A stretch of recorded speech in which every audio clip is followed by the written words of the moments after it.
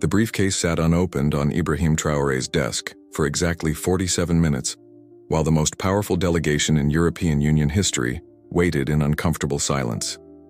Inside that black leather case was a bank transfer authorization for $2 billion, the largest aid package ever offered to any African nation. Around the presidential conference table sat representatives from Germany, France, Britain, and the United States, each one convinced that no rational leader could possibly refuse what they were offering. But as Traoré finally reached for the briefcase, his aide Marie noticed something in his expression that made her heart skip a beat. The young president wasn't reaching to sign the documents. He was reaching to push the briefcase away. What happened next would trigger the most dramatic shift in African-Western relations since independence. But to understand why Traoré made this shocking decision, we need to go back 3 weeks earlier, to a phone call that would change everything. The call came from someone Traoré had never expected to hear from, someone whose identity alone would explain why the most powerful nations on earth were now sitting in his office, desperately trying to buy his cooperation. It was a Tuesday morning when Marie burst into Traoré's office with an expression of pure bewilderment. "Mr. President," she said, her voice barely above a whisper, "we have a call from Beijing. It's President Xi Jinping himself." What Xi Jinping revealed during that 20-minute conversation would not only explain the Western delegation's desperate offer, but also provide Traoré with an alternative so revolutionary that it would fundamentally alter the global balance of power. The crisis had begun 6 months earlier with a discovery that should have been a blessing, but had instead become Burkina Faso's biggest threat. Deep beneath the Sahara Desert, geological surveys had revealed something that would make the country's existing gold deposits look insignificant by comparison. Dr. James Richardson, the British geologist leading the survey, had requested an emergency meeting. When he spread the mineral maps across Traoré's desk, his hands were literally shaking.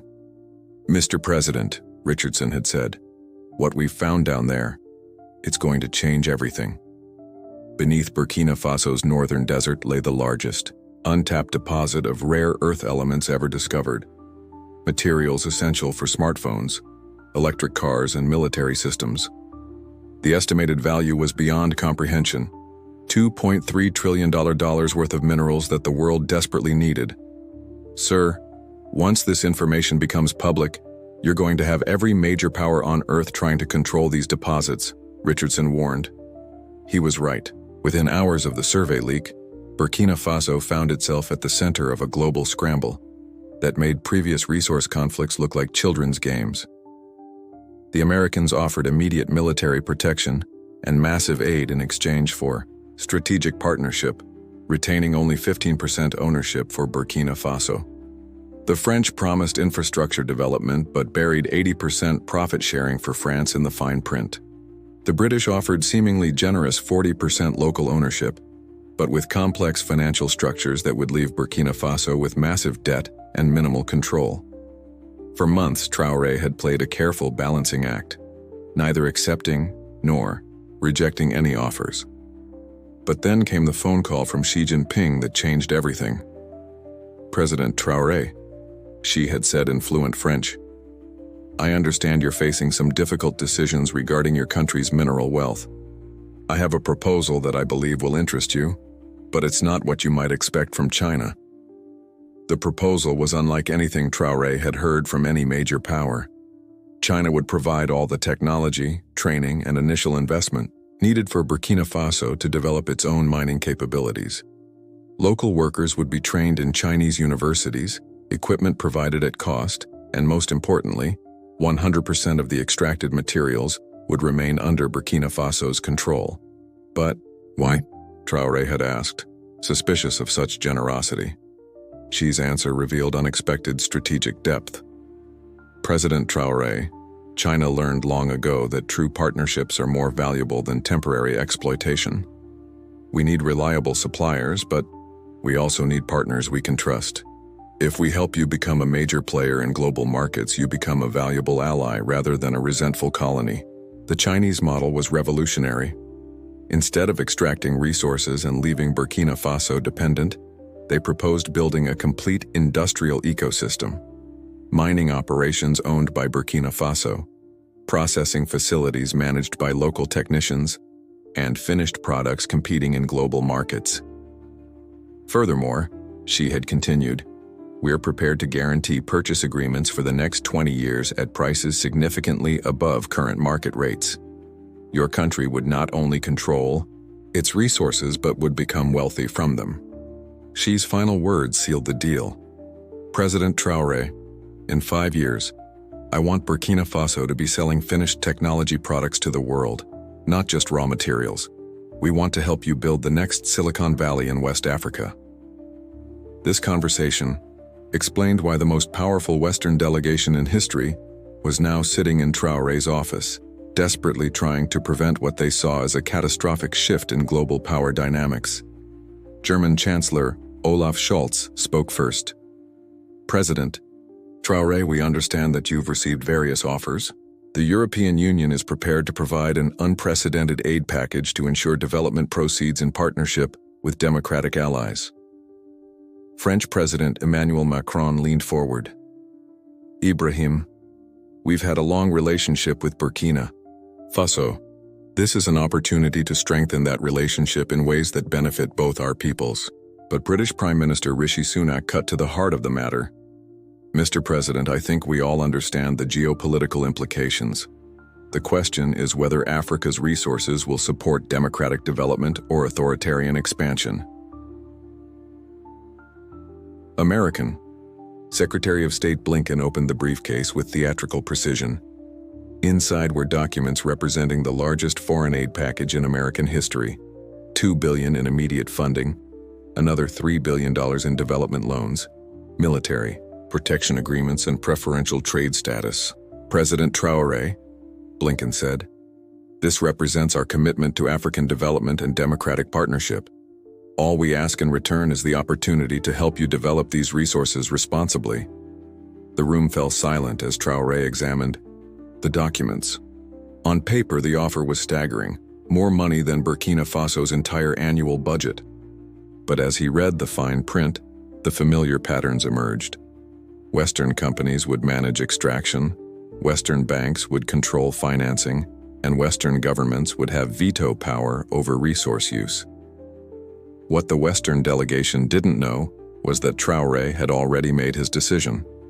3 days earlier, he had secretly signed a preliminary agreement with China that would change not just Burkina Faso's future, but Africa's relationship with the global economy. "Gentlemen," Traoré said finally, "I appreciate the generous offer, but I'm afraid we won't be accepting it." The reaction was immediate and electric. Macron's face went pale, Scholz leaned back as if physically struck, and Blinken's diplomatic composure cracked. "Mr. President," Blinken said, his voice taking on a harder edge, "I hope you understand the implications of this decision. Economic isolation can be very damaging for a developing nation." The threat was barely veiled, but Traoré had been expecting it. "Secretary Blinken, I understand your concerns, but Burkina Faso has chosen a different path forward."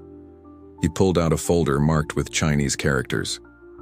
3 days ago, I signed an agreement with the People's Republic of China that will allow us to develop our resources independently while maintaining full sovereignty." The Western delegation exchanged glances that spoke volumes. This wasn't just about losing access to rare earth elements. It was about watching China gain a strategic foothold that could tip global power balance. Macron tried a different approach. "Ibrahim, surely you understand that China's promises come with their own costs.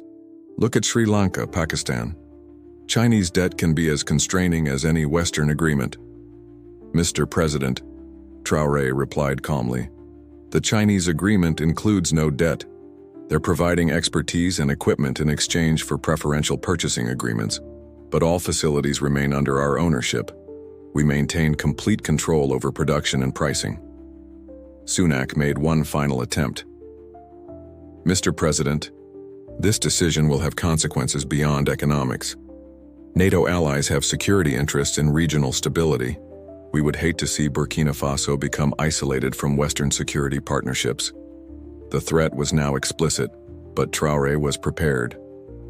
"Prime Minister, Burkina Faso's security will be guaranteed by our economic independence, not by foreign, military bases.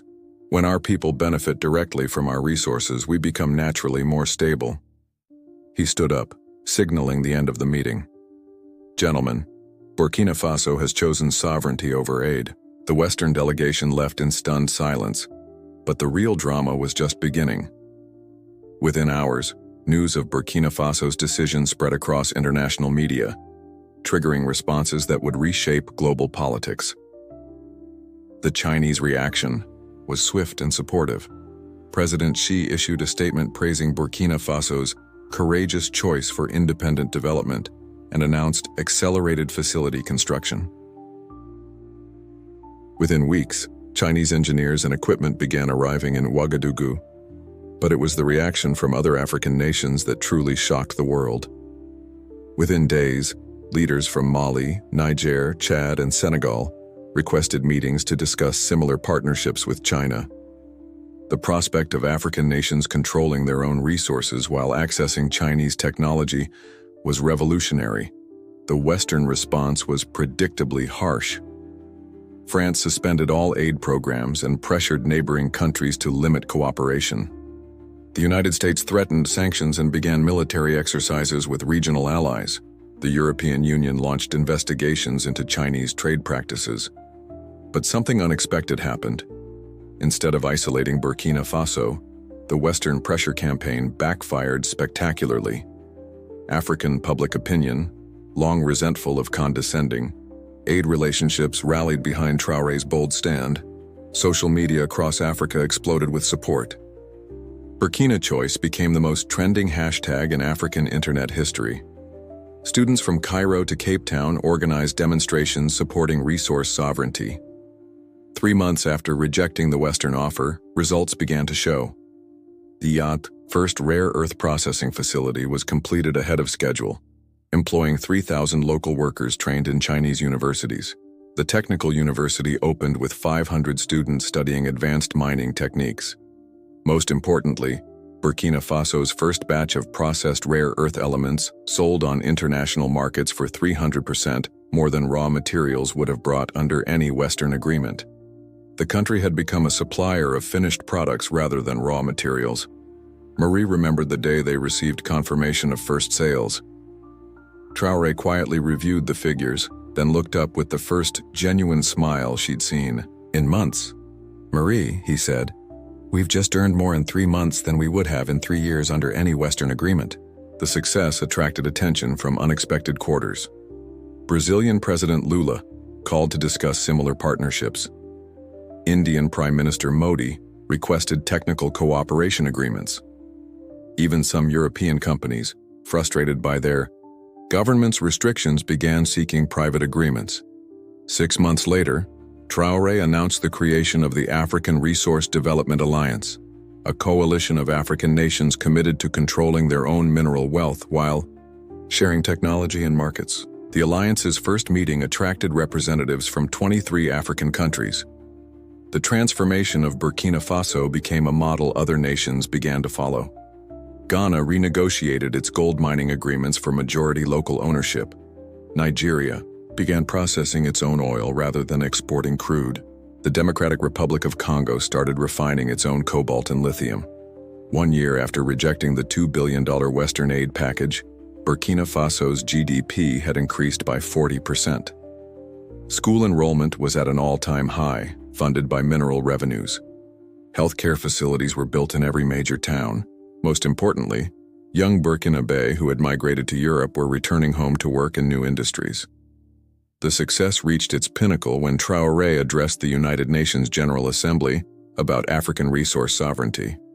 His speech, "From Aid to Trade, Africa's New Economic Model," received standing ovations from developing nations worldwide. A year ago, Traoré told the Assembly, "We were offered the largest aid package in our nation's history. We said no because we understood that aid creates dependence while trade creates partnerships. Today, Burkina Faso doesn't need aid, we need customers." During the question period, a Western journalist asked whether Traoré regretted refusing Western aid. I regret only that it took us so long to understand our own value, Traoré replied. For too long, Africa has been told that our resources are worthless without foreign expertise. We've learned that our resources become valuable when we control them ourselves.